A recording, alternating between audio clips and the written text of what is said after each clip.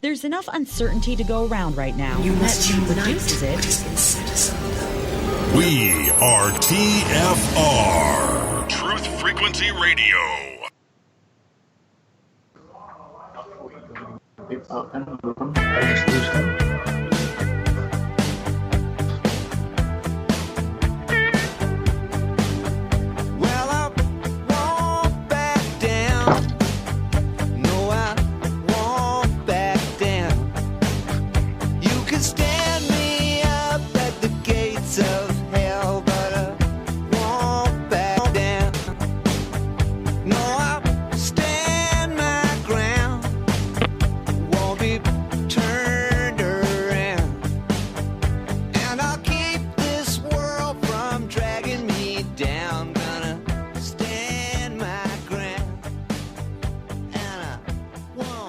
And welcome to My Protest. This is Donald Jeffries coming to you from just outside the swamp infested Washington, D.C., as I do every Friday at this time.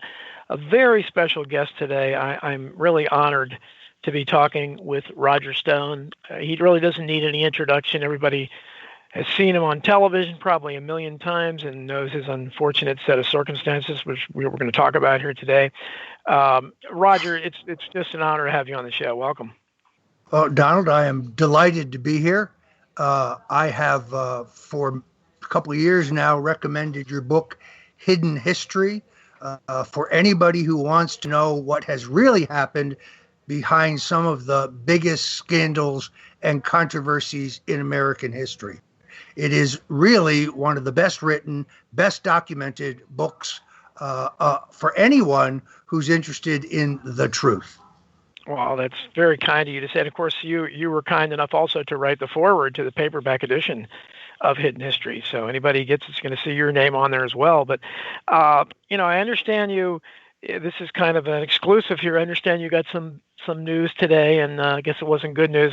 Can you update us now? What can you talk about and on your legal situation? Well, I'm going to be a little cautious only because there are circumstances under which I will appeal my conviction. But several months ago, as I think most people know, I was convicted of lying to Congress, which is kind of ironic because James Clapper, James Comey, John Brennan, Rod Rosenstein, Robert Mueller himself, Hillary Clinton, all of these people lied to Congress. None of them have been prosecuted for it. So I think it was a case of selective prosecution. But after my trial, we learned that the jury forewoman had concealed the fact during jury selection that she had posted a number of a number of social media postings on Twitter and Facebook directly critical of me by name and Donald Trump. Now, the U.S. Supreme Court holds that any defendant is entitled to a jury made up of people who are, quote, indifferent and impartial. I don't know how such a person who said in jury selection she didn't know who I was could be considered, impartial or indifferent, to say the least. Well, I'm just flabbergasted. I've written about a lot of it for the American Free Press. I write there now regularly, and I've written about your case there and how I talked to Brian Lloyd, one of your attorneys, was on our show a couple months ago. But I'm just astonished, and even with my low opinion of the legal system, I don't understand how. It seems to me what that jury foreperson did would have gotten a case thrown out if it had been a serial killer on trial. It's such a violation. How can they do this? And there's no court that will understand what an egregious violation this was to have as I understand it, she was tweeting out during the trial or something. Aren't jurors supposed to be sequestered? Well, they were not sequestered in this case, although they were instructed not to post about the trial. Look, legal scholars as diverse as Judge Andrew Napolitano on the right, Professor Jonathan Turley on the left, all agree that I should be entitled to a mistrial and a new trial. Ironically, of course, I am convicted of lying to Congress about the Trump campaign's interest in the WikiLeaks disclosures, which is in itself a matter of public record. Candidate Trump himself mentioned the WikiLeaks disclosures 142 times in September and October of 2016. That statistic comes from MSNBC. So there isn't even any underlying illegal act for me to lie about. What would be my motive? I had no motive. I don't believe that my due process rights were respected. I don't believe I had a fair trial. I would, obviously I have the right to appeal. And should that become necessary, I will certainly do so. Well, I mean, where do you stand now with Donald Trump? I mean, I guess he does what he does, or just tweeted out a few comments, but have you been able to talk to him personally? Do you think there's a chance of a pardon? That's what everybody's asking. I can't answer that question because I don't know directly. I can tell you that no pardon has been promised. I can only go by the president's tweets. He said that my conviction was a miscarriage of justice, which cannot be allowed to stand. The prosecutors, as you know, by the way, that's the other thing. The 4 prosecutors in my case, constantly described in the mainstream media as corrupt prosecutors, were not that at all.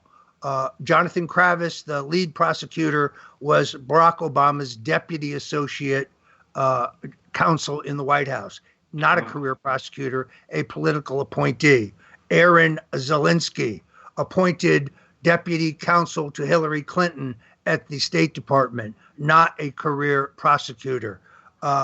Jeannie Rhee, a partner of Robert Mueller in his law firm, who represented Hillary Clinton and the Clinton Foundation in the email scandal. So these are partisans who prosecuted me. These were not career prosecutors. And their initial recommendation, based on, according to their sentencing memo, involvement in foreign interference in the election, which is not what I was convicted of, which never came up in my trial. They recommended a term of 7 to 9 years. I'm 67 years old. The new recommendations of the Justice Department did not vacate the previous recommendation, and the judge in the end gave me a sentence of roughly 3.5 years, 2 years on supervised probation, and then a certain number of hours of community service plus a hefty fine. Look, the point is, there was no Russian collusion found in my case. There was no Russian communications found in my case. There was no trafficking of emails between me and Julian Assange. All of these things, treason, defrauding the United States government, that were alleged in the New York Times and the Washington Post and the rest of the mainstream media, particularly CNN and MSNBC, there was never any evidence of any of that. As President Trump said, it's hard to figure out exactly what it was Roger Stone was convicted of. I think a lot of us think that, because, I mean, just looking at it as an outsider, it seems to me it boiled down to that I guess you had exchanged emails with Julian Assange, which I think he's a genuine hero, so I don't know why that would be anything wrong, improper about that. And the fact that you doubted the absurd Russian collusion thing, which anybody with a brain does. So didn't your case basically come down to that, and they tried to construct things around that to make an example out of you? Well, the underlying premise of my indictment was that the Russians hacked the DNC and gave the stolen material to WikiLeaks. But I was prohibited by the judge from disproving that. The government took the position, we don't have to prove Russian collusion in order to convict Stone. Additionally, just to correct you, I never had any direct communications with Julian Assange. Oh, okay. I had one exchange with his flack over Twitter, which I turned over to the House Intelligence Committee at the time I testified. So, no, I was a political target. I was prosecuted long after Robert Mueller knew there was no Russian collusion. I now have to anticipate a multi-million-dollar appeal if there is no executive relief from the president. Those who want to help me can go to stonedefensefund.com. To boil this down, the real reason I was prosecuted was because I refused to bear false witness against the president. I refused to lie about the content of numerous phone calls I had with candidate Trump in 2016. And therefore, it was not that I was covering up for the president, as the judge declared. It was that I would not lie about the president because I simply wouldn't do it and won't today. Well, do you think that, do you feel that your association with Alex Jones and the fact that you were on his show so many times, do you think that you got kind of sucked into that as well? Because look what, I mean, they went after him. A lot of us feel they made an example out of Alex Jones. They went after the biggest name in the so-called conspiracy world and took him down to show we can do it to anybody. Do you think maybe your association with him played some role in this? There's no question that I have been a thorn in the side of the two-party duopoly that has run this country into the ground. And I have raised embarrassing questions about everything from the Kennedy assassination to the coronavirus, for that matter. So I really think it most likely was my book, The Clintons' War on Women, which laid out, by the way, everything we know about Jeffrey Epstein today was in my book published in 2016. It just didn't get much public notice. Bill being on the Lolita Express, Epstein's private plane, Bill visiting the private island of Epstein where underage orgies were held. This is all in my book and all heavily documented. I am among the first journalists in the country to flag the strange story of Jeffrey Epstein. But I think I exposed incredible information about Bill Clinton's serial sexual assaults and rapes of multiple women and Hillary Clinton's role in bullying and intimidating those women into silence. So to a certain extent, the fact that the chief prosecutor in my case was Hillary Clinton's personal attorney tells me that this was a revenge play. Yeah, it's just incredible that these judges don't recuse themselves, and the judge you had there certainly has a background as a Democratic Party activist. I mean, why she didn't recuse her? If Jeff Sessions recused himself in the Hillary Clinton probe, which was ridiculous, why wouldn't she do that? But it's just, and unfortunately, Washington D.C. I guess is such a cesspool there where I guess it would be impossible not to find any judges that didn't have connections to Clinton or Obama. But your book, the Clintons' War on Women, was certainly wonderful and kind of put it all together. The crimes just in that one area alone. I mean, the Clinton body count, but the unbelievable amount of sexual assault allegations against him is just, and he continues to have a good reputation with feminists. It's amazing. Did you get any response from that book? Because I know it was doing really well. Well, the president, as a candidate, cited it several times on the campaign trail. I think the book was the catalyst for the Trump campaign inviting many of Bill's victims to one of the debates, which clearly unnerved the Clintons. I've never been sued because every word in the book is true. And we go into all the scandals, the taking of blood from the prisoners in the Arkansas penal system and selling it abroad without screening it for HIV or any other contamination, the entire scandal surrounding the death of the White House counsel. All of that is thoroughly documented in my book, the entire Vince Foster matter. So, and that book, by the way, is still available today on Amazon, or you can go to stonecoldtruth.com and get an autographed copy in the shop, in the store. But it stands out still as the ultimate opposition dump on the Clintons, and I purposely published it in time for the 2016 campaign. Don, the most egregious thing about this entire experience is the fact that early on in the process, the judge issued a gag because it was her claim that my social media postings or my appearances on television or radio had the potential to taint the jury. If you consider that the Washington Post and CNN were dumping on me with disinformation constantly, what about their impact in terms of tainting the jury?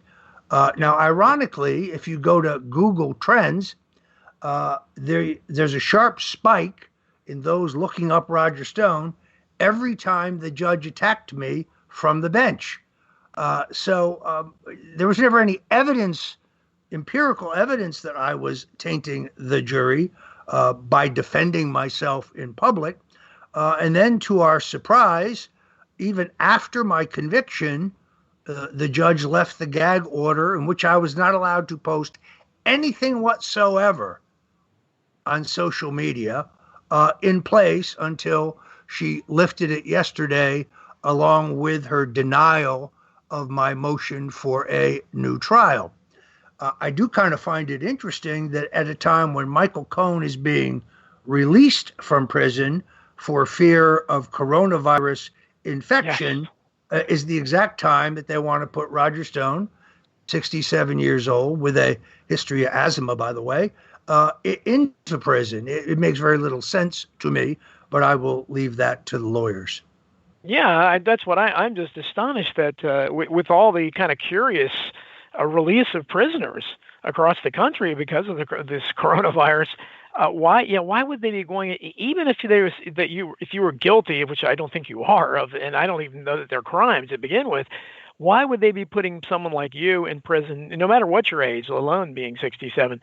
It makes no sense, and it flies in the face of what they claim, that prisons are dangerous and coronavirus can be spread around. I mean, the whole thing is tragic, Roger, and I can't say, it doesn't do you much good to have me tell you that, but as a civil libertarian, one of the last of the civil libertarians, because I'm basically on the left, I just find it unbelievable that anybody, and I said the same thing about Alex Jones, that anybody supported what they did to him, anybody supported what they're doing to you, is just mind-boggling, because we're supposed to have basic rights, and everything was wrong about your trial, from the jury forewoman being allowed to do what she did, the judge being prejudiced, the prosecution team being aligned with people who you've written critically about. It's just, I don't know what else to say, and I don't know what else you want to say on it, because we can talk about something else. Really, the questions about my entire case start from the beginning. Why did 29 heavily armed FBI agents arriving in 17 armored vehicles with a helicopter overhead, 2 amphibious units on the canal by my house, storm my home at 6 o'clock in the morning when I have no previous criminal record? I don't own a gun. I don't have a passport, so I'm not a flight risk. And I'm accused of nonviolent white-collar crimes. The special counsel's office had spoken to my lawyer the day before.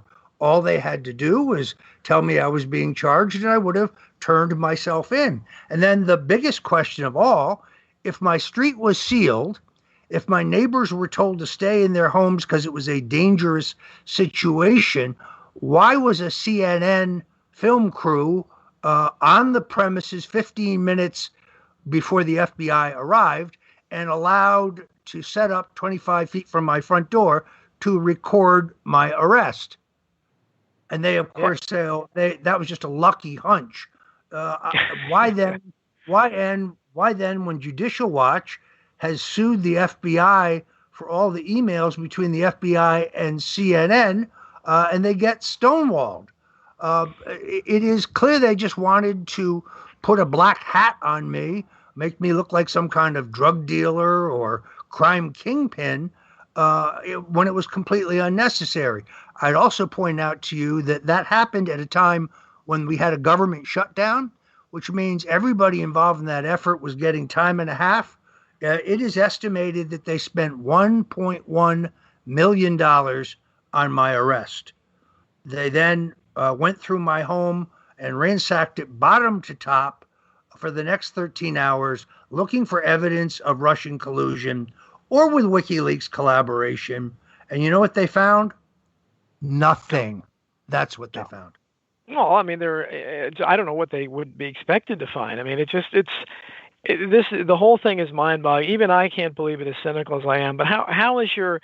I know your poor wife, was dragged out in her nightgown during that Gestapo type raid, which should have horrified everyone. I mean, if you were a serial killer, that would have been overkill to do that. But I mean, for alleged process crimes, it's ridiculous. But how is your wife doing? How's your family holding up with this? You sound like you're in good spirits, better spirits than I would be in.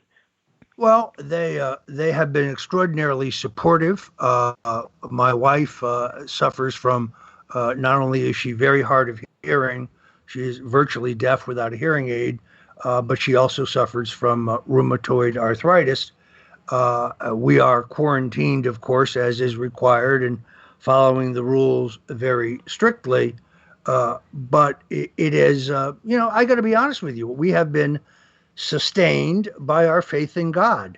I mean, I recommitted myself to Jesus Christ after falling away from the church, and I have found enormous solace and fortitude in the Bible. I have returned to the local Roman Catholic Church here, which is now unfortunately closed, as all the churches in Florida. So I've been doing the, live streaming masses on Sunday. But it is my faith that has sustained me. It's also why I believe in the end this will all work out and justice will ultimately be done. Well, it's wonderful you have your faith. And actually, that was the first question we had from the chat room. Jay Brisson wanted to know about your committed faith to Jesus. And someone else Corona Cop wants to know, what exactly were you convicted of? I was convicted of lying to Congress. I was convicted of one count of jury tampering. They claimed that I threatened a witness who himself said on the stand and in a letter to the court that he never felt threatened. Look, Andrew Weissman wrote my indictment.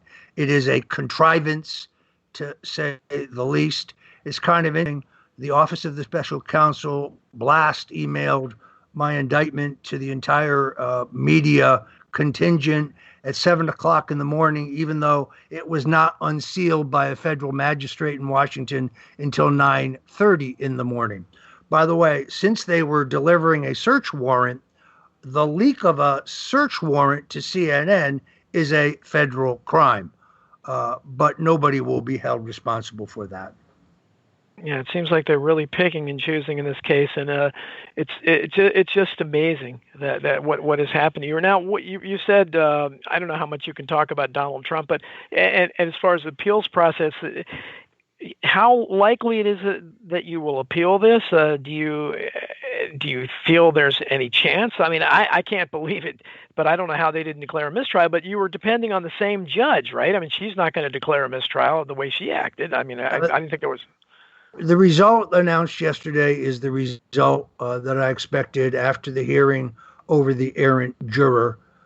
Beyond that, I'm not going to say too much more because we may end up in an appeal. I believe my relationship with the president is excellent. He's been a friend of 40 years.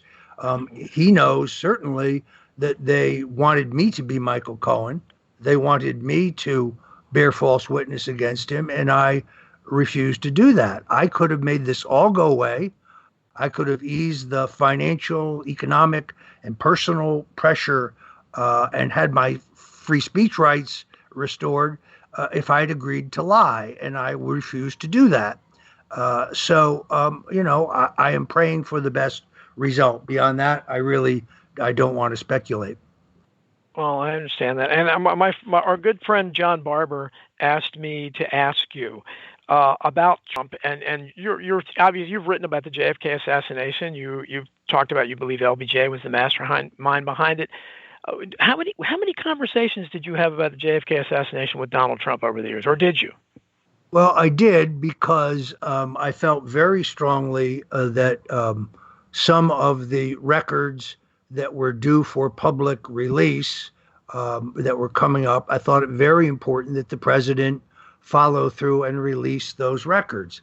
I really think he was undermined by the deep state, specifically the FBI, but in some cases the CIA, who essentially ignored his order and continued to hold certain documents back theoretically for future review before release. Now, I'm grateful to the president for a lot of the documents he did release because they helped us fill in a number of blanks, those of us who were interested in the truth about John Kennedy's assassination.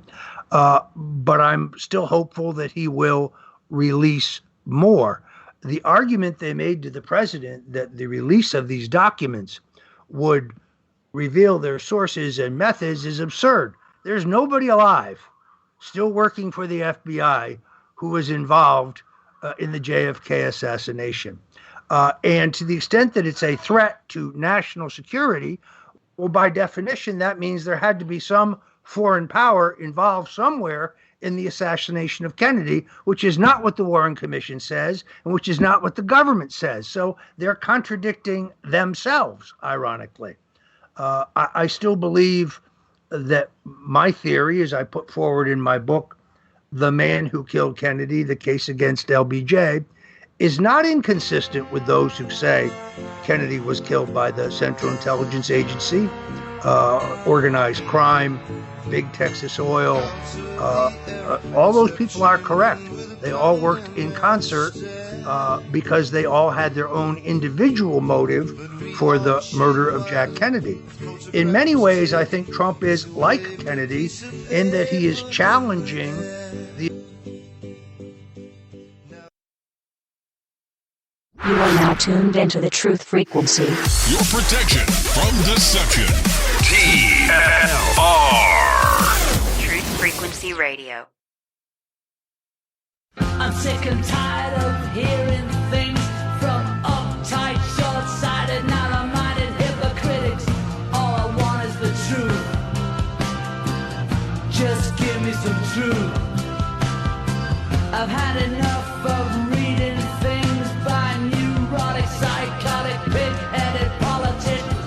All I want is the truth. practice. Just give me some truth. No short head, yellow belly, son of tricky dicky's gonna mother her but top so me was just a pocket full of hope. And welcome back to I Protest. Donald Jeffries here. We're talking with the soon-to-be in prison, unfortunately, unless he can overturn it, Roger Stone. Roger, I have lots of questions from the chat room for you. My fellow host, Billy Ray Valentine and friend, wants to know about what do you think the possibility of forced vaccinations are, and what happened to Donald Trump's supposed commission he was going to have on vaccines and autism that was supposed to be chaired by Robert F. Kennedy Jr., who I don't know if you read this week, had a really blasted Bill Gates on Instagram, just a really wonderful post that he wrote about his efforts in that area. Do you think that Trump, if there's because there's obviously a push for this in the midst of this crazy stuff that's going on between Bill Gates and people like that, do you think Donald Trump would block any forced vaccinations if they try to do that? Well, I first of all, I'm a great admirer of Robert Kennedy Jr. I think he has enormous courage. I read that piece, which I thought was extraordinary. I am opposed to mandatory vaccinations of any kind. I have serious questions about, it's not the vaccination so much as what's in the vaccination, mercury and other things that I think does cause autism among some people. The idea that has been debunked, I think the claim that that's been debunked has been debunked, as it were. I'm still hopeful that the president will appoint that commission, perhaps in a second term, because I'd like to know whether vaccinations are safe or not. And I don't think the CDC has been entirely forthcoming about that.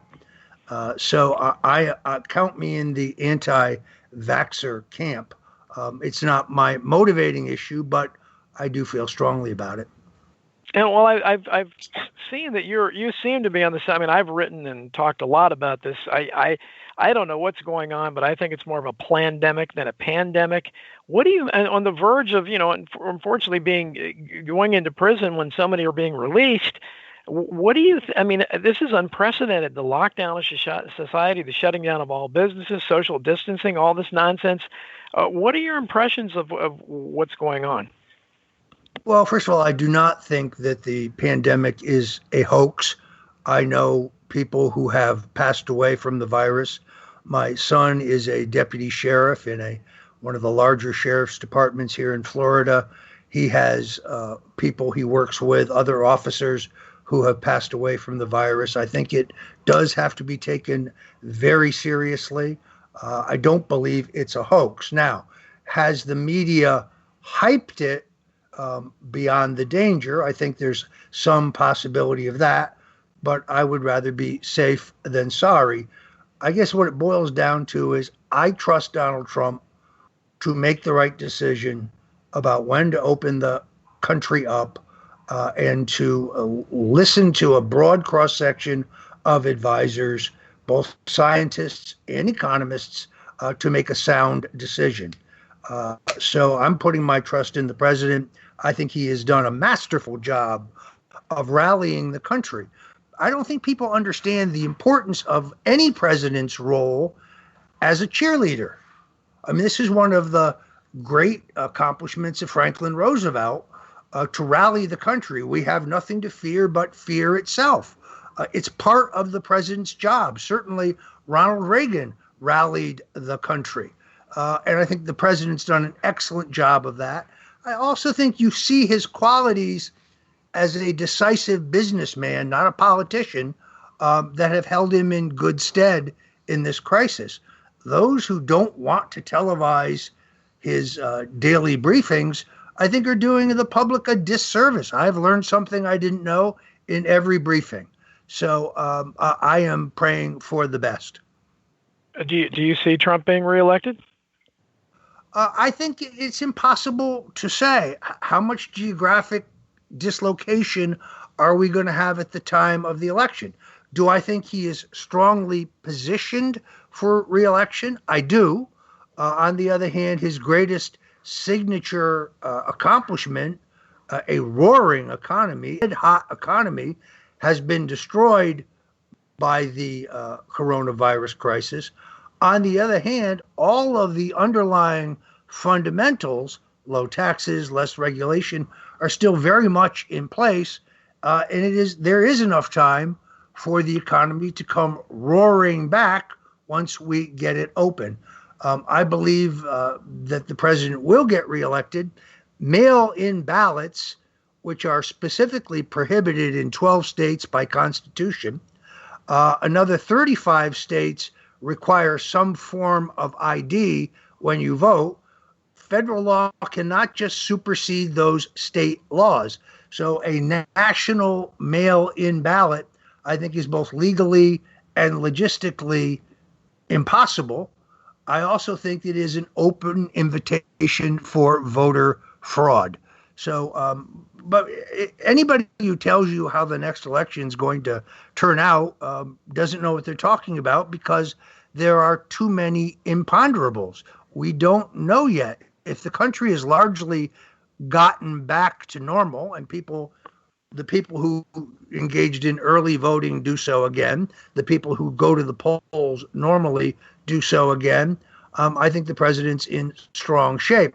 I also think he's in strong shape because of the inherent weakness of the Democratic candidate. Joe Biden is singularly responsible for the turbocharging of Nixon's war on drugs. I've written 2 books on Richard Nixon. In both of them, I say that I believe the war on drugs is among his greatest failures. It has been an ignominious, extremely expensive, racist failure. We rehabilitate no one. We destroy families. We destroy people. For the first time, nonviolent crime of possession of small amounts of drugs with harsh mandatory sentences that cannot be changed by a judge based on circumstance. Joe Biden is the author of that law. He used to call it the Biden bill, also known as the 1994 crime bill. So I believe Joe Biden is directly responsible for the mass incarceration of more poor people and more black people than anyone in the country, other than Bill Clinton, who signed the law, who signed it into law. And I don't think African Americans know that, but I think they will learn it in the course of a campaign. Joe Biden got his start in politics by opposing the desegregation of the Wilmington school system. He voted against every he voted for every anti-busing piece of legislation in the late 70s. And I don't think people know that. So there's a mass education that needs to go on. But I just think not only in his personal conduct and the fact that he seems forgetful at best and lost at worst, I think he's a very weak candidate. Yeah, and a lot of people believe he's not going to be the candidate. That, there are theories that they're clearing the way for Hillary ringing around. There's theories that somehow they'll get Governor Cuomo in there. I'm sure you've probably heard those, but I agree. He's about as weak as it gets. You said you had. I don't want to keep you longer than because you're going to be on Tucker Carlson later, slightly bigger show in a little while. So we only have about 2.5 minutes till you would have to go at the 45-minute mark. So I want to give you the floor to talk about whatever you want to talk about. If you want to talk a little bit more about your case, where people could contribute to your legal fund or whatever. Well, one of the things that happens in this situation is the federal government does everything they possibly can to bankrupt you. In my case, I haven't been able to work for 18 months because I make my living writing and speaking. I have lost my home. I've lost my car. I've lost most of my insurance. I've lost all of my savings. And frankly, I'm living, in a one-bedroom unit in a very hand-to-mouth situation.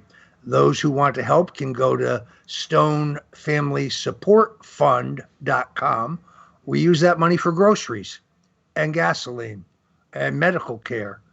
As I indicated, my wife, I'm in excellent health, generally speaking, but my wife has some underlying health problems that make her as susceptible to coronavirus as I am. Those who want to help on the legal front, because I am going to have to fight on appeal if the president takes no executive action. And as I said earlier, none has been promised, can go to stonedefensefund.com. There's no limit on what you can give. The legal defense money must be strictly spent on legal defense fund items. The stonefamilysupportfund.com is money to live on, but I assure you, not only are we not living an opulent lifestyle, but I have committed to take a like amount of whatever I raise in that family support fund and put it into charity once I am back on my feet and able to work again. Well, that's I think everybody's rooting for you. Anybody that believes in the Constitution and believes in basic human rights and legal rights, and certainly as a civil libertarian I am, and I wish you all the best. And I'm so sorry you're going through this. We unfortunately still have a lot of problems left in this country, and the legal system is one of them. And I think you were a victim of that. So I don't want to keep you any longer because I know you have to get ready to go on Tucker Carlson. And I appreciate you coming on, and I wish you all the best. And hopefully you can come back on the show when you're free and over all this sometime much sooner than expected. Well, I want to tell you, my wife gave me a copy of Crimes and Cover-Ups in American Politics for Christmas. I confess that I have not yet read it, but it is on the pile and it's next. So I really look forward to that. And I appreciate being with you, Don. Well, that's wonderful to hear. Thank you so much, Roger. Good luck to you. God bless you. And I hope things turn out right for you. If there's any justice, they will. Many thanks. Thank you, sir. Roger Stone, folks. Again, I couldn't ask him all the questions you guys wanted me to because he only had 45 minutes. He is going to be on Tucker Carlson. Pretty soon he has to go down and get makeup for all that. So I'm gratified that he came on my show really first, considering he's got a much bigger fish to fry with Tucker Carlson than messing with my little show. But and I understand, I could see where the way some of the questions are going here. As a civil libertarian, I can tell you, though, if I was talking to Roger Ailes, I mean, just somebody that I had no affinity for, who I didn't, and I do agree with with Roger Stone on a lot of things, but if it was somebody I didn't agree with at all, what happened to him is travesty. For anybody to be, I mean, these were process crimes, what they call white collar nothings. And for anybody to go to jail over what Roger Stone was charged with, even if he was guilty of them, and like I said, I think it all boiled down to the fact that he, like many of us, were openly scoffing at this absurd Russian collusion thing. There was nothing there. And that's why I believe when they charged him with impeding a congressional investigation or whatever it was that. He was doubting the absurd collusion investigation involving Russia. So any of us could be charged with that.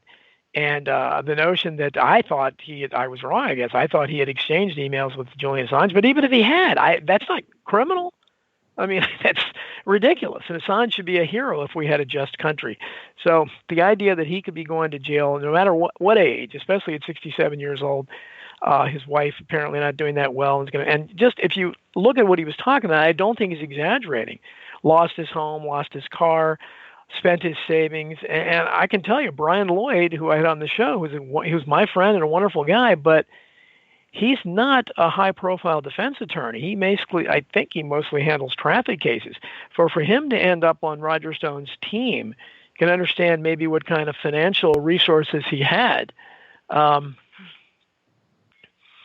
Oh, thanks. Jacob said Dr. Shiva liked one of my tweets for him to go on my show. Well, hopefully he'll answer my email then. I understand he's pretty busy too, but it was just a wonderfully fortuitous thing that Roger Stone came on. My Facebook friend Carolyn Rose Goya, who knows a lot of people, had been talking apparently to Roger Stone, and he talked up my book, and it was wonderful to hear that his wife gave him a copy of Crimes and Cover-Ups in American Politics for Christmas. So I guess maybe I can picture him in prison reading it, maybe starting a prison revolt from it.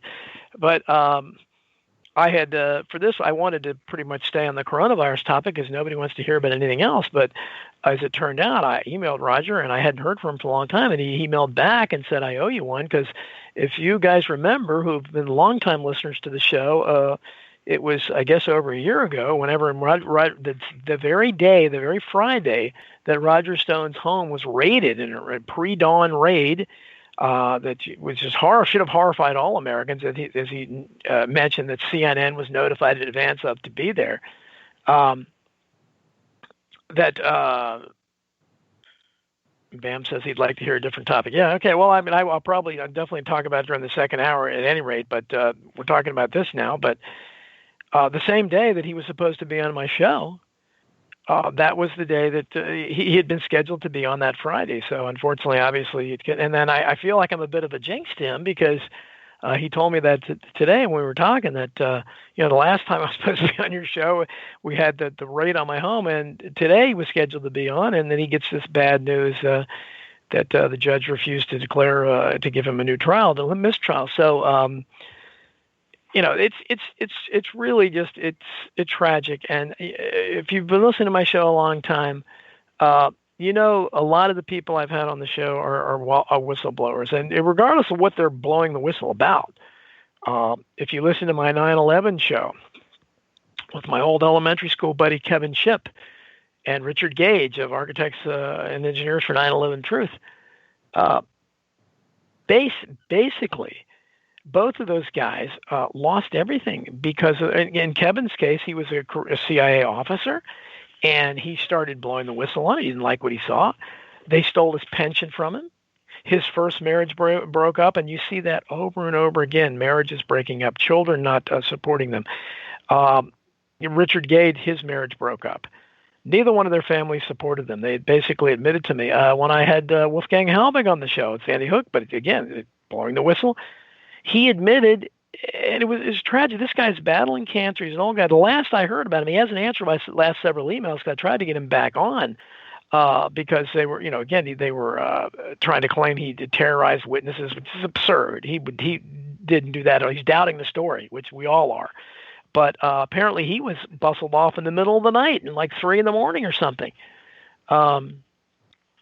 Corona Cup says, "Did you watch Kevin Ship in the Out of Shadows?" No, people keep sending that Out of Shadows. I didn't know Kevin was in it, but yeah, I definitely watched that. And I know Kevin's been in a lot of stuff. And if you saw, I recently did it. If you can go to YouTube and watch, Kevin put it up on his channel that he and I had a nice top conversation on the coronavirus thing. But okay, Liz Crokin. Liz Crokin is one of many. I know she's cute, but one of many people that don't add. So many of these people, I call them conspiracy celebrities. They just don't.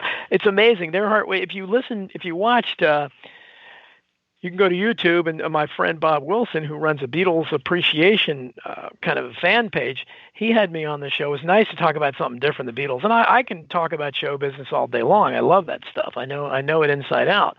And so I'm a Beatles expert too, as much as anybody. And so we were talking about that.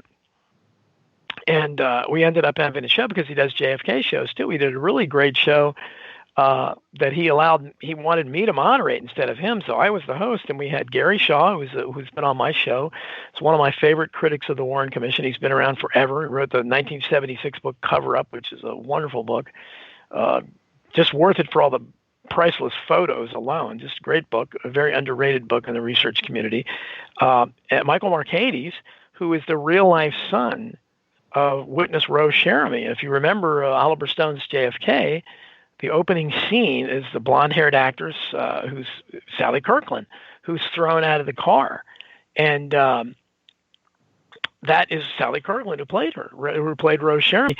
And she's my friend on Facebook, and she's, unlike Liz Crokin and the amazing Polly and all and these Luke Rakowski of We Are Change, she is very accommodating. And this woman's been nominated for an Academy Award. So who the hell is Liz Crokin and people compared to that? But somebody like her is easier. Paul Lamont's another one, a star of American Graffiti, Melvin and Howard. I can communicate with him. He answers me all the time on Facebook. What is it about these conspiracy celebrities that they think they're bigger than people that have been nominated for Academy Awards? It's ridiculous. But Bam asked me, do we think fake Paul is fake? Yeah. Well, that's I sometimes use that as a conspiracy to say not everything is a conspiracy because, I'm accused of thinking everything is a conspiracy, which I do because I think we're ruled by conspirators. This is the way they operate. That one, and I know there's some interesting things there, but you would have to. The theory behind the fake Paul is that the real Paul McCartney died in a car accident in 1966, and he was replaced by somebody that they call Fall or Saul, and I think his name is Billy. I can't remember the name, but they have it all down to a science, and they know who this is. And Jim Fetzer, one of my old friends, who's one of the most extreme members of the community, is one of the big pushers of the Paul is dead theory. And I remember as a kid, being 12 years old, this swept through junior high. This theory that, and there were clues on the albums, and I thought at the time, and I still think that it was something John Lennon, despite being a real big lefty, peace and love guy, who he had a fantastic sense of business as far as promoting. And I think he dreamed it up as kind of a promotional thing personally. But there are lots of clues left in the album, and certainly makes you believe something is going on there. Yeah, Billy, that's it. Billy Shears, Jacob. Thank you. But the notion of what are the odds? And again, it's not impossible, but it's very high because Beatles. I have lots of opinions on the Beatles, shockingly enough, but McCartney has always been kind of an enigmatic figure to me because I don't think there's anybody in the history of the business that produced so much classic material while at the same time producing so much horrible material later as a solo artist. And so I think maybe that could maybe throw into play into the Paul is dead material, where you think, well, maybe the good material was from the original Paul, and then the replacement, did things like silly love songs and a lot of that awful stuff that sold millions as a solo artist. But I don't think it worked out that way because I think the original Paul died before things like Penny Lane, which I think one of the greatest songs that McCartney, whoever he was, wrote, or Long and Winding Road. Really just, I think, classic music. But Lennon has always been my favorite. So I was always a Lennon guy. And I think that, there was a huge difference. Almost all the Beatles songs that I still love, Ticket to Ride, Strawberry Fields Forever, All You Need Is Love, are Lennon songs. And Bam likes High, High, High and Junior's Farm. Well, yeah, I think I as a teenager, I loved the song Jet. But I think it was a song about a dog or something, But he could definitely write a melody. He was lyrically weak a lot of times. But I think that my personal opinion is that the Beatles, of all the Beatles, I love Lennon. I think he's a genius, but his solo material was hit or miss too. Much better than McCartney's in my view. But I think George Harrison put out the best, by far the best individual stuff. And Harrison was my second favorite Beatle. And Jacob talks about When I'm 64. Well, I think the legend is that McCartney wrote that song when he was 16 or something. So, and they just didn't produce it till much later. But I probably know way too much about the Beatles and all this stuff, just because my mind I used to say my mind was full of things that could not make me money, and there's still a lot of that. But as I've gone off track here, just talking about that, the reason I brought that up was because that show you can watch it on YouTube, but it's a fascinating show. Of course, it doesn't have that many. They took 2,000 views away from it right away on YouTube. They've still been messing up with, so I don't know how many views it actually got, but it's gotten a lot more because it's the only time Sally Kirkland was on the show, and it's the only time that she has ever talked about playing Rose Sherman and JFK, and she was talking to Rose Sherman's real-life son, Michael Markakis, and that was a thrill of a lifetime for him. He was so happy that I could bring them together because he said he had been looking to try to contact her for years. So it's just a fascinating show. We even fit a lot of Beatles conversation in there. And Jacob said, didn't I interview the way I wrote Weird Seeds Inside the Canyon? No, that's Dave McGowan, the late, great Dave McGowan, one of my favorites who I've been compared to many times. Our names are coupled together online. That crazy Miles Mathis, who I tried to get on the show as well, who thinks everything is fake, and he's a very odd guy, but he's another one who thinks he's some kind of celebrity. And thank you. Carolyn Rose Goya said, thank you for a great job with Roger. Well, great job making it happen, because you put my name back in his head, because I didn't think he remembered me at all.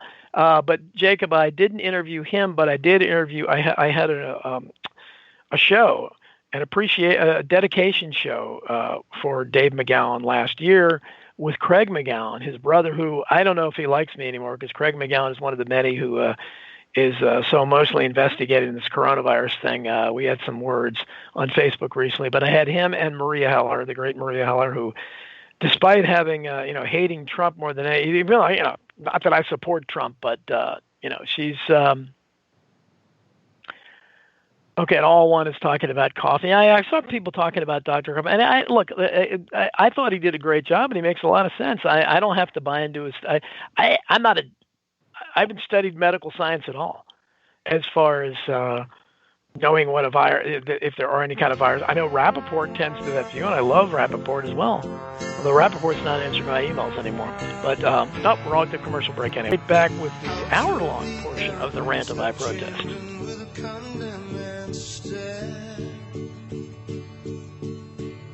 But we all cheered wildly. A photograph was taken. She waved a piece of paper in the air.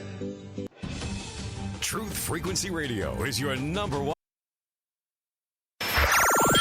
Wherever you are, make it Truth Frequency Radio.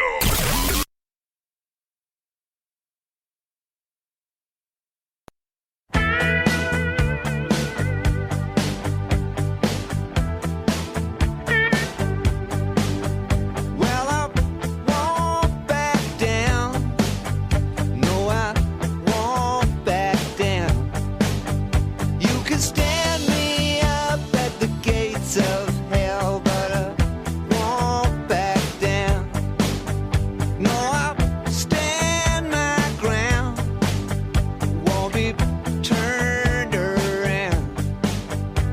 and I'll keep this world from dragging me down. Gonna stand my ground, and I won't back down.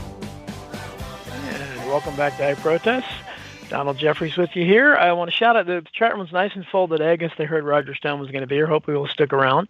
I want to shout it out to Friendly Creation, Sophia, my old buddy Bam, he's very loyal. Lewis 1987, A Good Place, my buddy Billy Ray 3K, nice to see you here. Salamo is back, and he'll keep me on my toes. Melissa Taylor, by the way, Melissa Taylor, I had always heard that Jet was about a dog, and I think the Major was a real lady. I thought that was a reference to a dog that had been, a female that had been given the name Major. I could be wrong, but that's what I had heard. Anyway, good to see you, and you don't have the 2 on your name now. Jacob B., my Facebook friend, loyal supporter, thank you.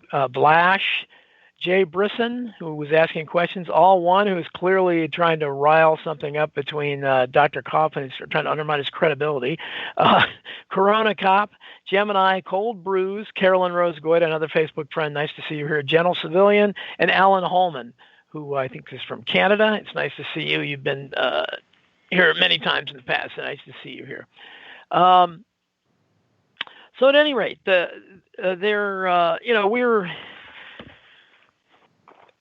we find ourselves again just in such an unprecedented situation here, and I was trying to get. I'm trying to get, and I'm very picky on my guests, and that's why sometimes I have to go down right to the last minute.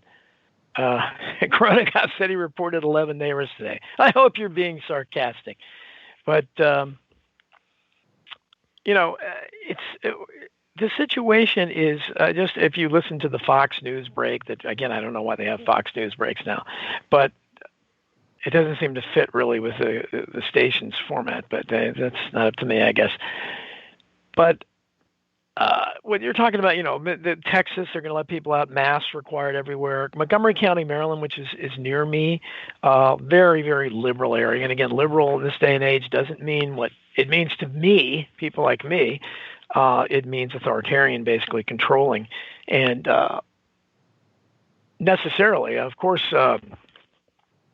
that means things like you have to wear a mask everywhere. So they were one of the first, if not the first in the country to say that you can't leave the house without a mask, which is just, absolutely ridiculous. And just the image that it projects for a society as you're walking around and you're seeing, somebody was talking about how just the fact that if everybody's wearing a mask, so many of your emotions are read through your expressions and your face. So you really, there's a reason, not only for identification, so you can't identify them, why, bank robbers and so forth wear masks. It's because so you can't read their emotions.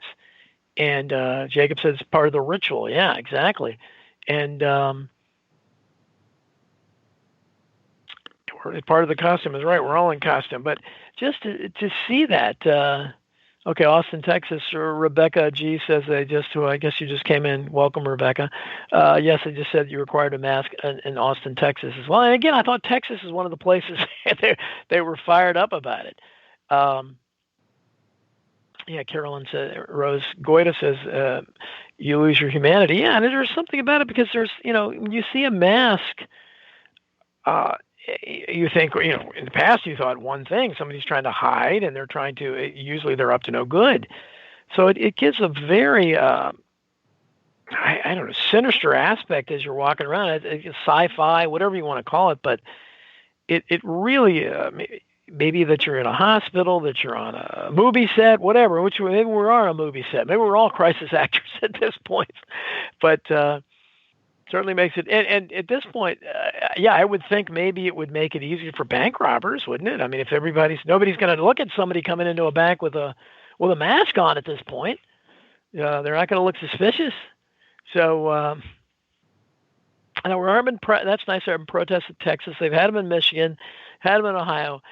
I don't know how much that's getting play in the media. Maybe Fox News is reporting. I don't think anybody else is. And all one says they closed all the banks. No, they haven't closed the banks. I'm not sure where you're at. Drive through only. Yes, exactly. But again, that's just, they can justify that because once they've started down this road, that's why Jacob's saying that they could they could cancel the election. They could easily do that because they've established. And I don't think it would be for the reasons that maybe people thought in the past. Well, Bill Clinton's going to cancel the election. Smelly pits. Oh my God, he's talking about. He looked at some woman, thought it was good, and took the mask off. Yeah, well, that's. Rebecca said there was a Darth Vader mask on somebody. Okay, yeah, that's. Well, again, it's like Halloween aspect, I guess, but it's something that I never thought I'd see. And yeah, Carolyn, it says handshakes, eye contact, smiling, and lack of distancing is how we connect as sentient beings. Yeah, we're losing something beyond economically what this is doing. We're losing something very important as a society, because what is it, I had an interview, once it goes on Facebook, please give it views, because it's probably going to get 100 views, I'm guessing, if not. But these boys from the MGTOW, the Men Going Their Own Way movement, somehow they got a hold of me. I'm very popular with these unpopular people, I guess. But they wanted to do, they like bullyocracy. And I think I told you all on Reddit back there, somebody sent me, there was a big thread about bullyocracy. Incels, finally a book for you. So apparently I'm sure a lot of them were bullied in high school. But these guys had me come on. And, we talked about, again, and I've lost my train of thought why I brought them up. Why did I bring them up? I was talking about yes, okay. But with the whole incels thing is that what is going to happen? Social distancing. Already, you have all these young guys out there who can't get a date, who are incels. Obviously, they're involuntary celibate. What's going to happen to them if this social distancing goes on? I mean, it will eventually maybe.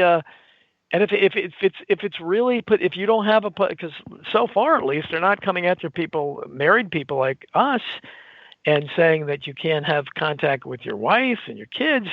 But sexually speaking, if they're going after, they're going to impose this on everyone who isn't in a relationship. How then do you establish a relationship for as long as this lasts? And yeah, Salama says, what's going to happen to the hookers? I actually wrote about that. If you look, Lou Rockwell published, it's my third article in a row. I'm getting great response from the things I'm writing about this crazy pandemic. But I wrote one called The Lockdown World. And I mentioned in there about that. Are you going to have some kind of virtual prostitution? Because, I mean, will this finally kill the world's oldest profession? They've called prostitution the world's oldest profession for a very long time. But, I don't see how that could possibly, although I guess, unless you're in Las Vegas, I guess in Reno or Nevada, everywhere else, I guess it's still illegal. So technically, if you're going to a prostitute, you're already committing a crime. So maybe you wouldn't be averse to tacking on a social distancing offense, whatever, if that ever gets completely criminalized. Yeah, Jacob points out MGTOW isn't necessarily so. That's true. I shouldn't lump them all together like that. But I would say a lot of incels are MGTOW,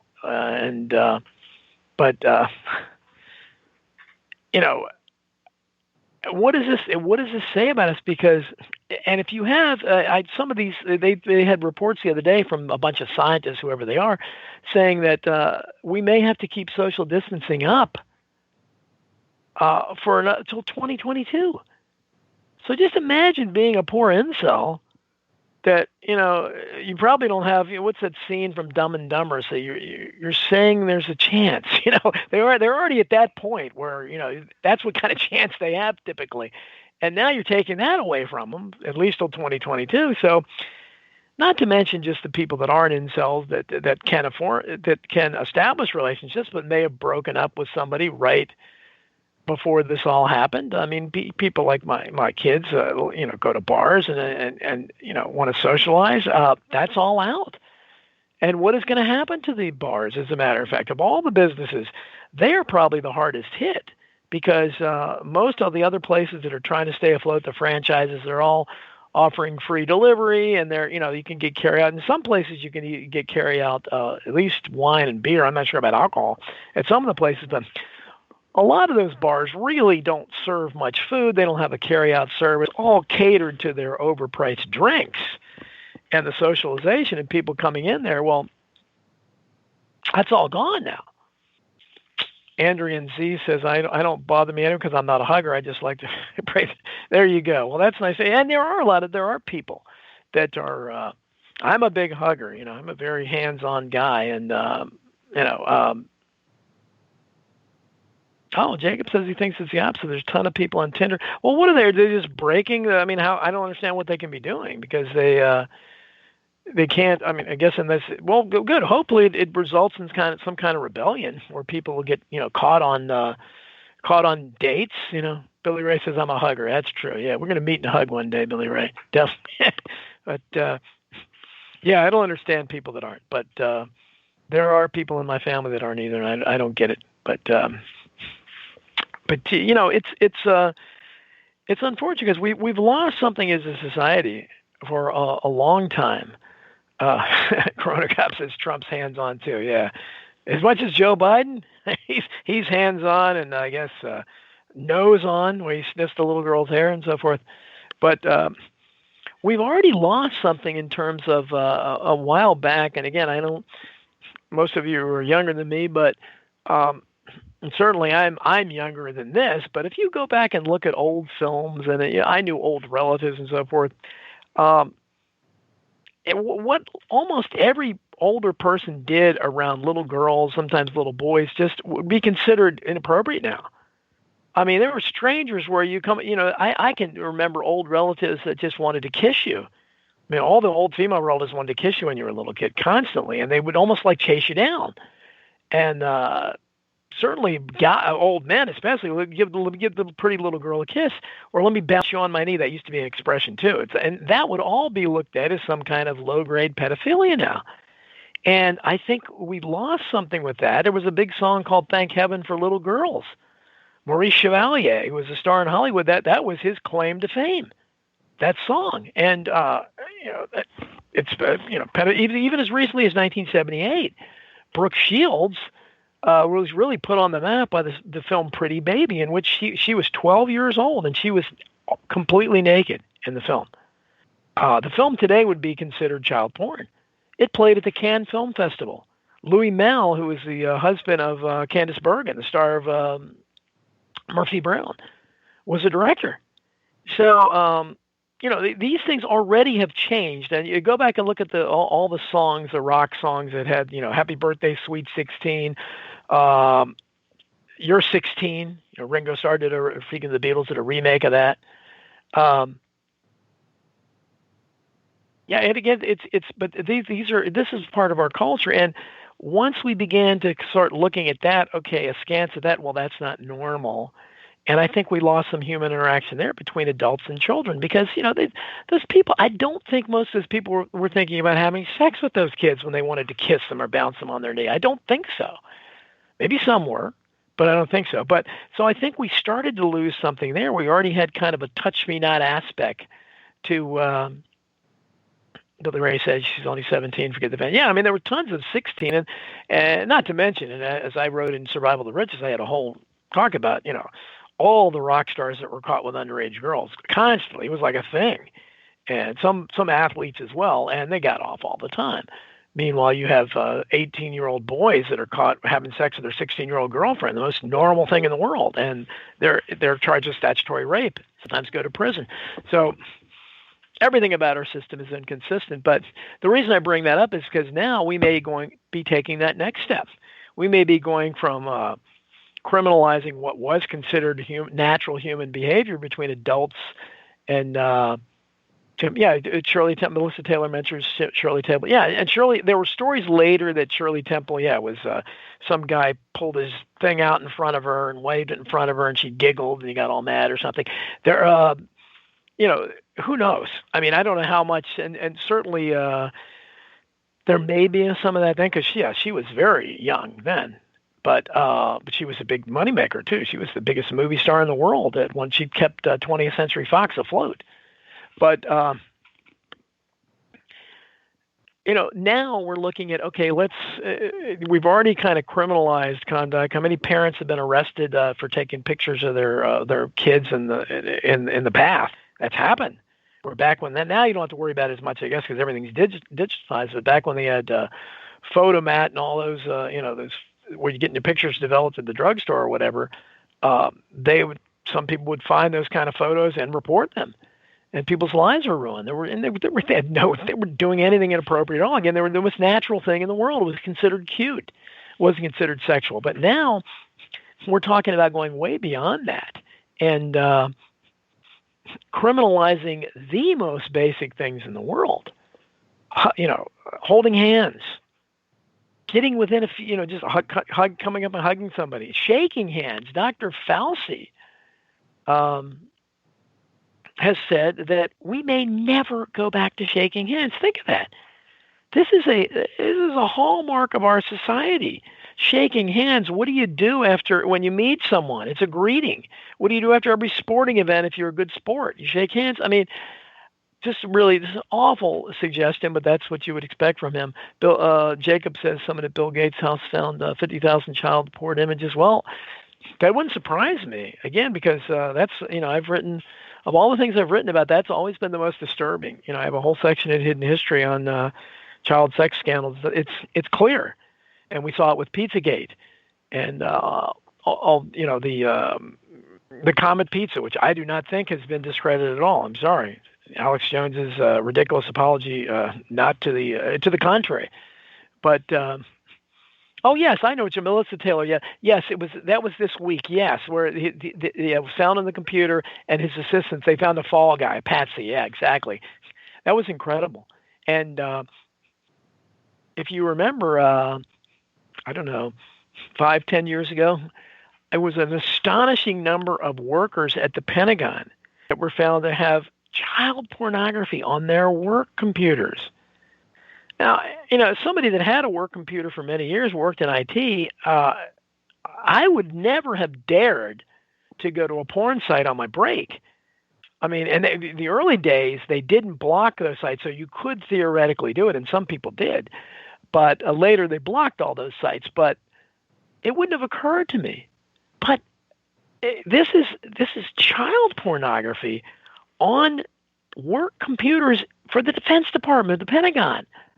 Amazing. So, the idea that that this is not a part of our elite. This is something they can't stop them talk. The thousands of emails that Jacob talks about, talking about pizza and hot dog. Yeah, and that's lost in the shuffle of those emails from Podesta.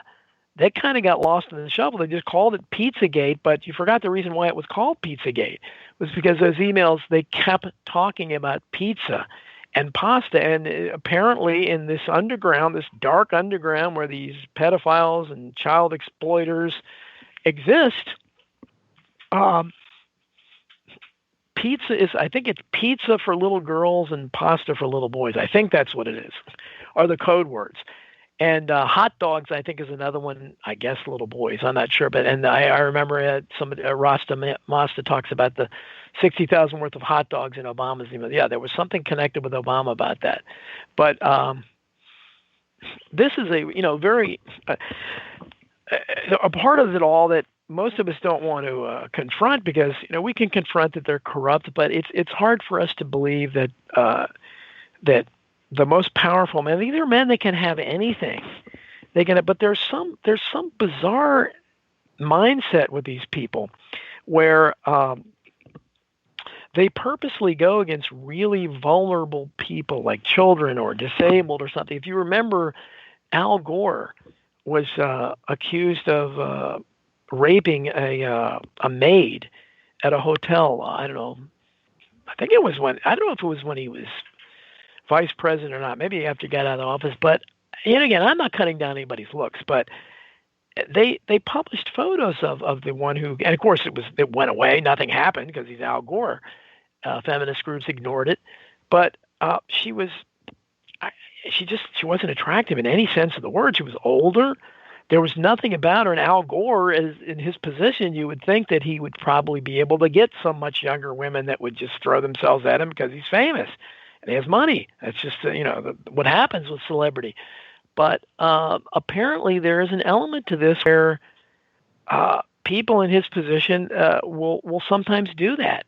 They'll sometimes just abuse average people just because they can. I don't begin to understand it. I don't, and I think there's probably that happens. Maybe they're not even really sexually attracted to children.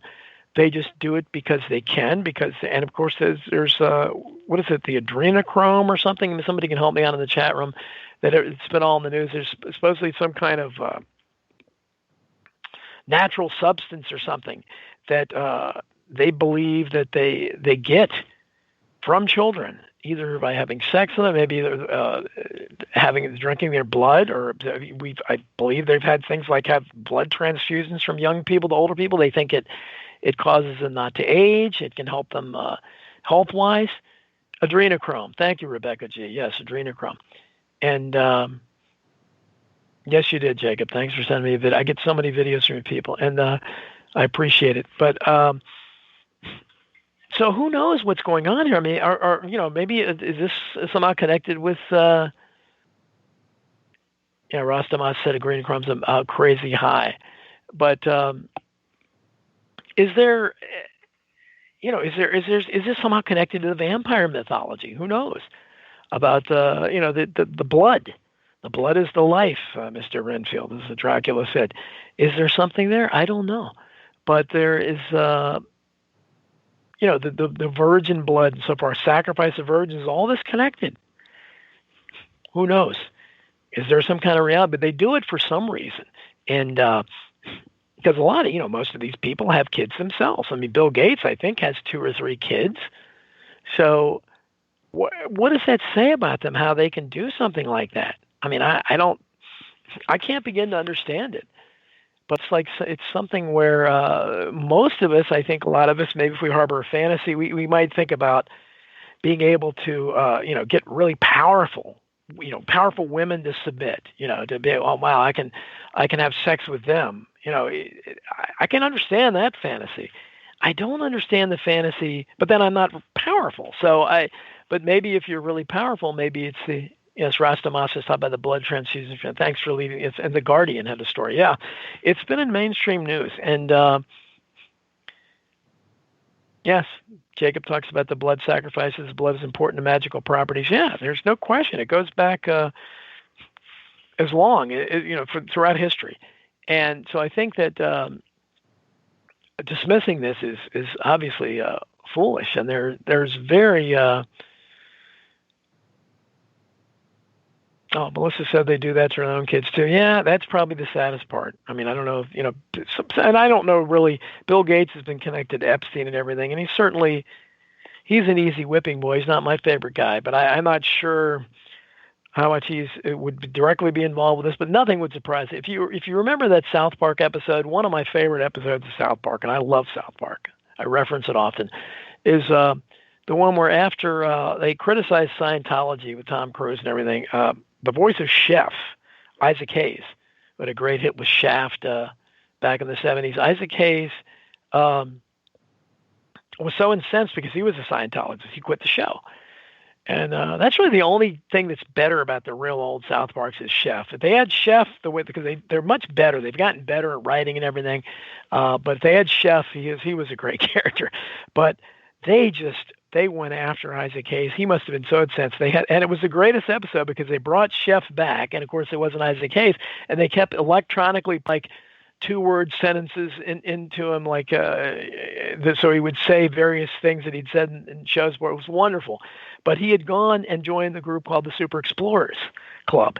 And that club, whenever I see the way they drew those, and these were a group of rich adults that flew all around the world to have sex with children. They openly talked about it and joked about it in the show.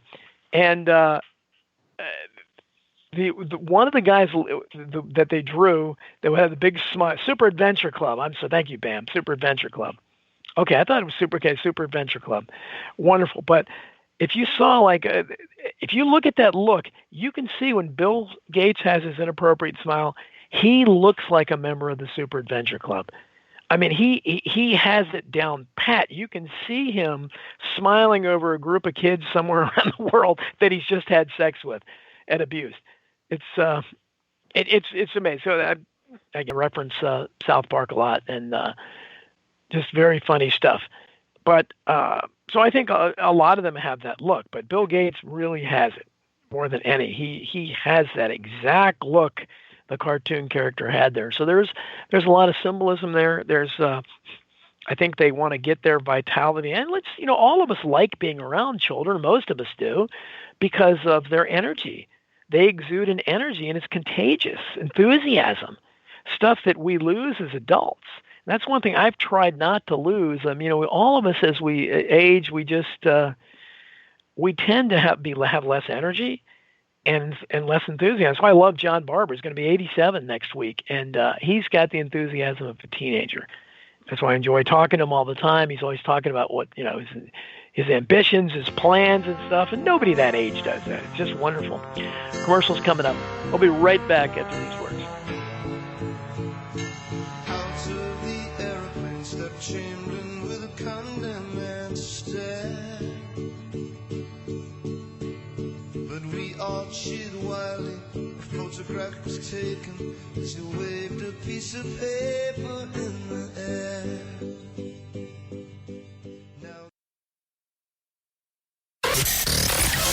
Real people, real radio. Initiating the truth frequency. This is Truth Frequency Radio.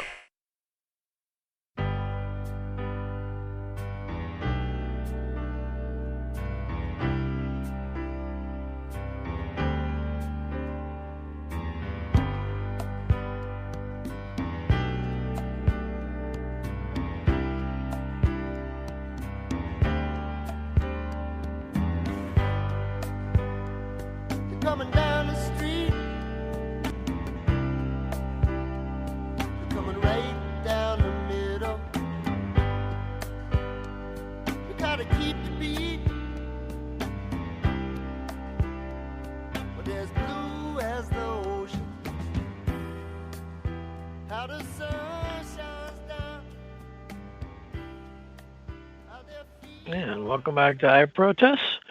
For the last half hour. Yeah, I was looking at Corona Cop's message about Jones too, and I wonder too. Melissa Taylor though asked him which Jones. I thought maybe somebody was talking about Alex Jones. I guess that's the name of Bill Gates' engineer. So living in interesting times, that's for sure. Bill Gates is front and center here, and I would suggest that any of us, if they found that many images of horrific things like that on your computer, I don't know if you could be able to pin it off on your Minion or not that quickly. But yes, all one was that Randy Newman, the bumper music. Yes, it is. It's my favorite song by him. One of my favorite songs by him. He did a lot more. He did a lot of great stuff before he became kind of a Hollywood guy with the Toy Story music and so forth. And Randy Newman's one of those guys who's one of the second generation people who really did have talent. I talked about this in Survival of the Richest. I mean, some of them, inherited naturally. His father, Lionel Newman, if you look at the credits of almost any old movie, or not almost any, but many of them, he was one of the leading score people for musical scores in the old movies. So you look and you see music by Lionel Newman many, many, many times. And Randy Newman does fantastic stuff. You listen to his God song, That's Why I Hate Mankind. It's wonderful, song all atheists and agnostics would love, but it's just a very clever song. And Jolly Coppers on Parade is one of my favorite songs about police, and it was written a long time ago, probably mid to late 70s. It came out on an album. But so the music I've chosen, and actually they never got all my, because I chose what song did I chose? I know I chose a Bob Dylan song, and I can't remember which one I chose because I love so much stuff by him. And I think I chose something else too, but I can't remember. But they got most of it. And if you listen to who's on there, Tom Petty I love, and I think I Won't Back Down is just kind of a suitable song for those of us who are trying to expose corruption. And John Lennon, one of his most underrated and underplayed songs, Give Me Some Truth, which I just kind of think it says it all. And Elvis Costello, the closing music is always Peace in Our Time. It's just a really nice song about peace, and Elvis is one of my absolute favorites. So Rebecca says, practice love, kindness, and compassion every day. Absolutely. When I'm talking about, when I do interviews about bullyocracy, I talk about what kind of a society we have. And I think the reason why you have so many people, like just beyond even the conspiracy aspect, the reason why people, these bad people, prevail. Obam says, I can play Give Me Some Truth, Not Hard. Yeah, a lot of the great stuff. You try to pick up Rolling Stone songs on guitar. They're all in basic chords. Dylan songs were pretty easy, too. When I used to play the guitar, that's what I did in my misspent youth. Instead of going to college, I went off and on to a community college, and I was just partying a lot and playing guitar. And I was not, I picked up guitar really fast, but I never learned. I'd learned many bar chords or anything. I should have done that. I wish I'd gotten much more proficient on it, but I just wanted to write, and I had all these tunes in my head. Even though I didn't technically write the music, I could, record them. And Billy Ray says the best songs are the simple ones. Yeah, I mean, basically,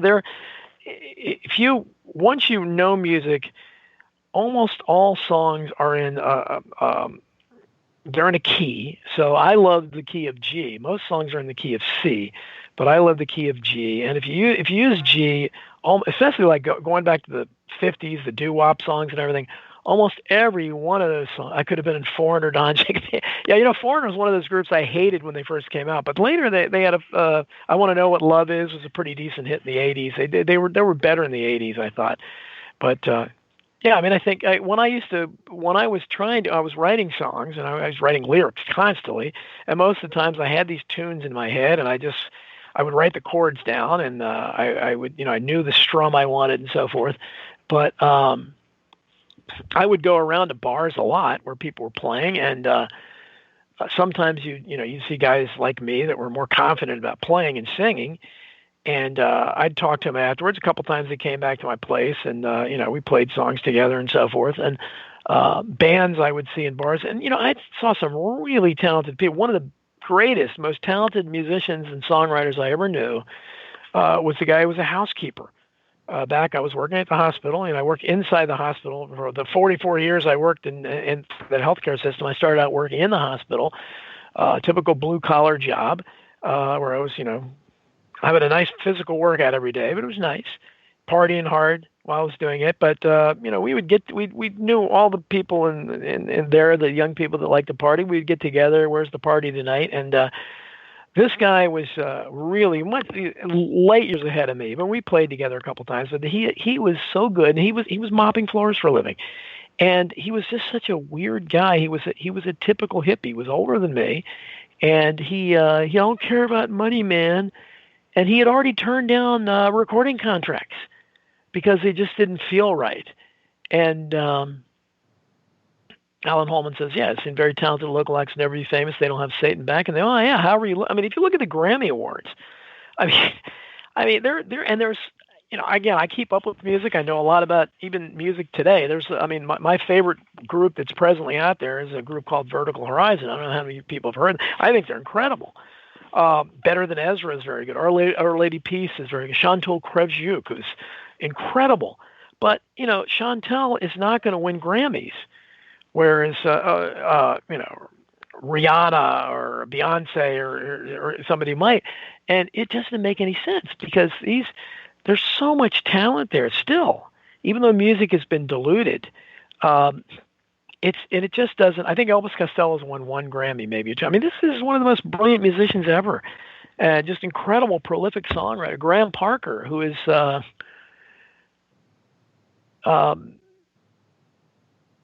become, cool. Billy Ray saw Our Lady Peace. So, I really, I loved Our Lady Peace even better when I found out the singer, and I can't remember the guy's name, and the main songwriter is married to Chantal Krevziuk, and they have like 4 kids. It's like, they're doing what I would be doing if they had it. And, both really talented, good-looking people. Yeah, Jacob's laughing at Beyonce. Basically, if it's a one-namer, I don't like it. Going back to Cher, if you're a one-namer, you're advertising that you're pretentious to begin. I can't take you seriously. I'm sorry if you're a one-namer. And whether it's, Cher or Prince or then later the artist formerly known as Prince, when you remember how crazy he was, where he came up with some kind of hieroglyphics that couldn't be pronounced or something for I anyhow, these people are really off the wall. Madonna, talk about the ultimate one-namer who's horrible. I mean, don't get me started on Madonna. But there's a lot of talent out there, and some of it doesn't even make it to that level. I mean, Graham Parker is one of the all-time greats. Fantastic songwriter, performer, still doing it at like 67, 68 years old, however he is. I've seen him the last couple of years. I've met him a couple times because he's one of these guys. Again, I talk about the conspiracy celebrities. Graham Parker sold millions of records. He was a big guy in the late 70s into the 80s. And he's when I was writing the Showbiz book, which I don't know when it will ever be published. Skyhorse has just unfortunately said it wasn't for them, but they told me you should be able to get a major publicist for this. Well, good luck. I don't have an agent. Well, we'll see. But it's got the input of a lot of old celebrities in it. And I contacted a bunch of these people, and some of them didn't get back to me, but a lot of them did.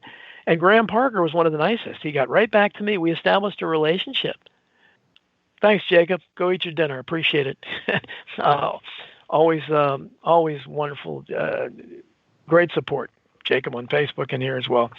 But so Graham Parker and I, we chatted on Skype for a long time. He sent me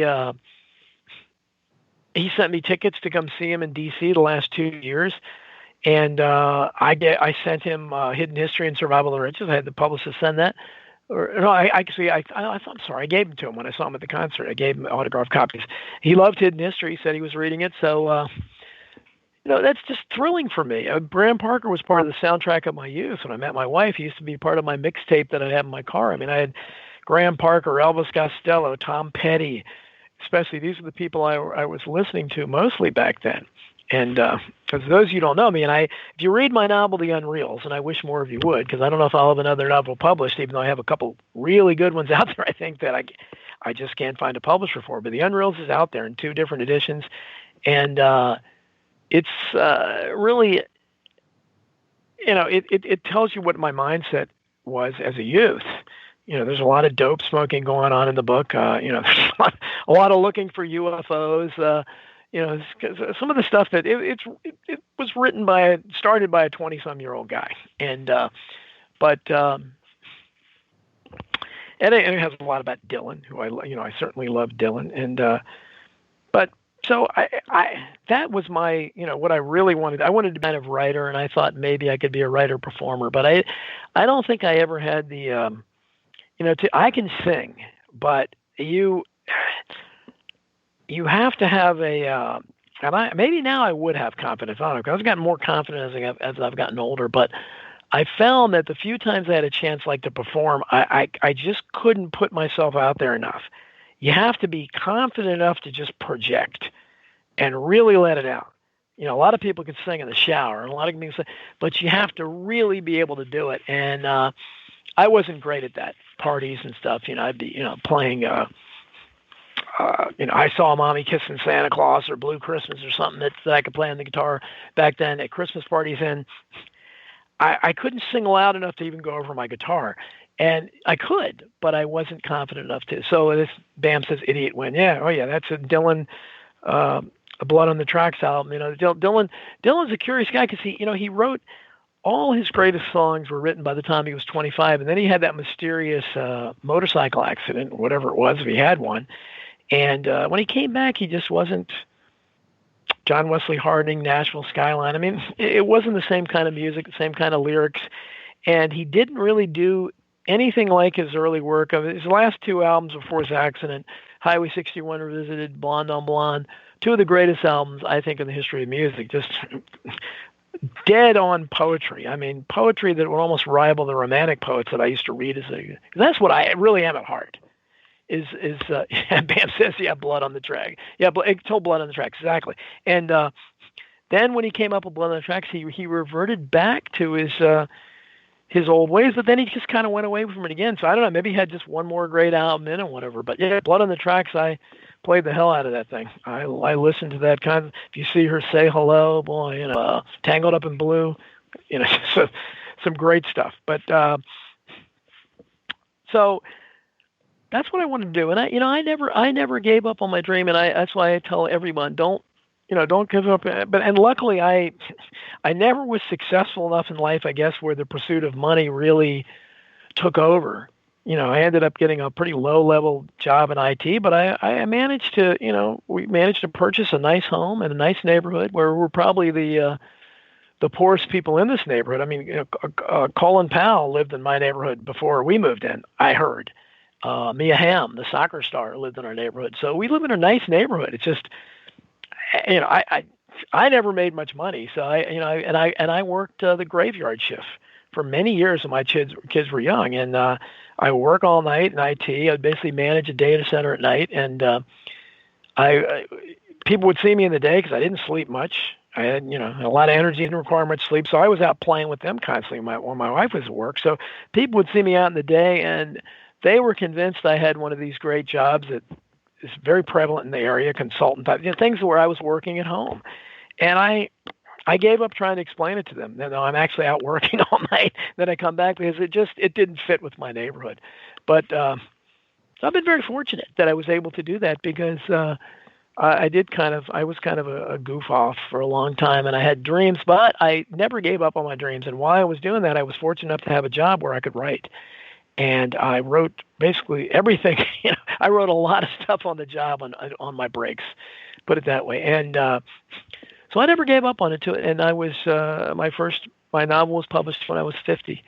And so it's a reminder: don't give up on your dreams. They can eventually come true. And a lot of people probably would have, because I can tell you I was never encouraged. And that's why when I talk to people, and you find that a lot of times that, especially people that don't come from, we talked about this in Survival of the Richest, where the reason why so many successful people, not only the fact that maybe they inherit some ability, but when you come from that background of when you have wealth, you can afford piano lessons. You can afford those kind of structured activities. You can afford being immersed in culture, things like that. You're just going to be, your parents will buy you. When I was a kid, I wanted to be a drummer more than anything. And I would ask I want a Ludwig drum set every Christmas. And I knew that they couldn't do it. It was too expensive. They were living paycheck to paycheck back when it wasn't popular. And so the dream, I knew it was a dream. But that's what I wanted. And, I don't, who knows if I had been I may have had bigger dreams than that if I was from a family that was upper class. But I have a feeling that my goals, like to be a writer, to be creative, would have been nurtured more in a family that had money. And Bam said I had to buy my own drum kit. Yeah. And it's, so if you look in the background of these, there's a reason why. And you look at the background of almost all these people, most of them, the Beatles were actually kind of an anomaly because they did really come from working class roots for the most part. And none of them were really wealthy at all, or even close to that. And so, and a lot of the groups from the British invasion, most of them were working class, and for whether they're in Liverpool or whatever. So, but that's one of the few times that's happened. If you again, especially today, you look at somebody like Taylor Swift, who I actually think is really talented kid because she writes her own songs and stuff. I don't like some of them, but some of them are good. I have some of them on my MP3, that I listen to, and but she grew up on a Christmas tree farm, and she had bank presidents all throughout her, and she's just one person like that. Lady Gaga, when she wanted to become her father started his own record company. She was his first act. And so I think we need to look at it that way, that it's very there. Who knows how many kids in the trailer parks and out there in the ghettos that don't ever make it because their parents can't afford piano lessons. Their parents can't afford that. Bam likes the way Taylor Swift. So yeah, and it doesn't help to be attractive too, of course. And there's that's obviously always important. Looks, and that's what I talked about that in Survival of the Richest. That you can't, and that's why Barack Obama. I give him credit that one thing he said I love when he said you didn't build that, and that's really, really, really. Melissa Taylor says, yeah, Gaga's a he. Yeah, she's one. And I get some of my Facebook friends. I have people that believe that, and you all know that. I'm sure you've heard of the conspiracy in the Hollywood trannies, and Lady Gaga's first and foremost there, where all the these I don't know, Sandra Bullock, Jennifer Aniston has been mentioned. Lots of these people that they're really they're males, they're trannies, and Lady Gaga is first and foremost among them. And it's an interesting theory. I really don't understand it, other than maybe they just like playing mind games with people. I don't know, but certainly, I guess it's not impossible. But without that foundation, so I think that everybody needs encouragement, and not, to be able to get to the point where I kept writing. I had to do it over the fact that I literally was getting, I got no encouragement from anyone ever, from English teachers to family to friends. No one ever said, hey, that's good, keep it up. No one. I just kept doing it. I was just relentless because I wanted to do it, and I had ideas, and I was confident in myself, but most people don't do that. They give up on their dreams, and they also aren't lucky, like to have a job where they can pursue it. But that's all. Obviously, that's all something I feel very strongly about. It's all part of the survival of the richest thing, and so I'll always be grateful to Barack Obama for saying that. Not that I liked anything else about him, but I think he pointed out something very important to society, that we don't build anything on our own. That it's an idea that the blue collar workers resent it more than anybody. I worked hard for what I have, even though you don't have anything. You dumbass, you have nothing. But I worked hard for it, and these are the same people that object so much to redistribution of the wealth. Like they have any wealth to get redistributed, and it's. But this is just the mindset there. But anyhow, last few minutes, just real quickly, check out my blog, please, at donaldjeffries.wordpress.com. It's Keeping It Unreal After the Unreals. And you'll see I've written some, the last 3 entries have been about this crazy situation we're in, lockdown. And I've gotten more attention from that than all my other writing. Last one, I think I had like 50 some comments on my blog or whatever, and getting a lot of trolls in there. So need more supportive comments wherever it can be. And okay, Melissa said, pretty sure I did build my business. And again, that's what I get all the time. But what he was saying, and it's true, is that nothing happens in a vacuum, and that we are from the support system we may have, and there are always outliers. There are always people that are able, like for instance.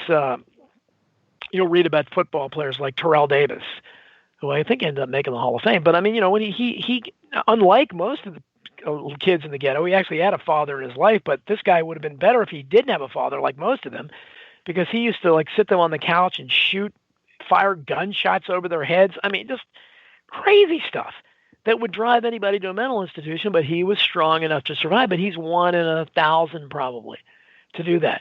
How many people are strong enough to do that? And I think that's to consider, is that is how many people can do that. So yeah, certainly people, and once you get to that point, you have to build your own business and do it. But would you have been able to if you came from a situation? And it's nice that Melissa gave God the credit for it. That's great. But the point is, generally speaking, people that the more of a support system you have, the more of an economic base you have, the better in life. You're going to have a leg up. And if you read my book, Survival of the Richest, I'll give lots and lots and lots of examples of that. But so as we look at this situation and that's out there now, I don't know what the end game is, and I don't know what the exit plan is. How they plan. Oh, thank you, Rebecca G. She's got my a blog up there, and I appreciate any attention there and share it around. And I begged here. I'm becoming a digital beggar, but I'm really, when I see things like Whitney Webb and Dana Ashley, who I've had on the show, they're my guests my last couple of weeks. and they're 100,000 views, everything, and I can't seem to get them to share anything for me because I struggle to get 1,000 damn views on my YouTube channel. Please subscribe to me on YouTube. I need more subscribers there. Go and like the videos. Comment would be even better, but if you like the videos and give them views, that's what I'm looking to do, because people are weird, and if they look at your videos and you don't have much, they're not going to give them to you. Yeah, Dana was great. Dana was on the show a couple of weeks ago, so I need followers on Twitter. Facebook, I'm doing okay on, but Twitter, I don't know how. Whitney Webb does incredible there. People like that. I don't know how you do that. I try to tweet out, use the hashtag things. I don't know, but I need more followers. So please find me on Twitter. I'm easy to find, Don Jeffries. Follow me. I'll follow you back. Unlike most of these people, and people have told me, that's my son tells me all the time, the reason, Dad, is because you follow them back. You shouldn't do that. And you shouldn't answer their emails, because of course I hate when people don't answer my emails. And I know there is something in there. It's almost like the girls that like the guys that don't call them and things. I don't know what it is, but I don't understand that. Make the most of the minutes, Don. Shiz Boogaloo says, yeah, well, I'm trying to.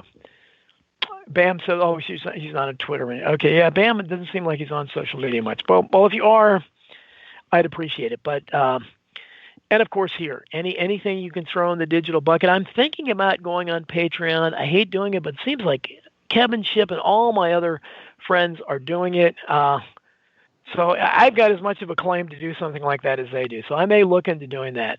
And then they'll hear me advertising about that, because these uncertain times, my only income is from writing, and goodness knows I'm not going to make much from, Bam had 4,860 followers. Well, that's like 3,000 something more than I have, so that's, you're doing pretty good. But, and Alan Holman just followed me on YouTube and Twitter. Thank you so much. I appreciate that. But, yeah, so, so it gets tough when you're making your income just doing that, because most of my income actually is through American Free Press. So if you check out my articles there, I usually have 3 in every issue, every other week. So you can find me there. But tough times there. And I know it's for those, probably some of you who lost their jobs, and everyone's scared about the future right now. But keep seeking the truth. If you go to my Facebook page, you'll see I have lots and lots of really informative stuff I've been posting about this, and keep sending forth those tiny ripples of hope, like I talk about all the time, and we can together get a tidal wave out there to knock down all these walls of repression and injustice. So we'll see you next week on our protest. Thanks for listening, folks. Out of the airplane, stepped Chamberlain with a condemned man to stare. But we all cheered wildly. A photograph was taken as he waved a piece of paper.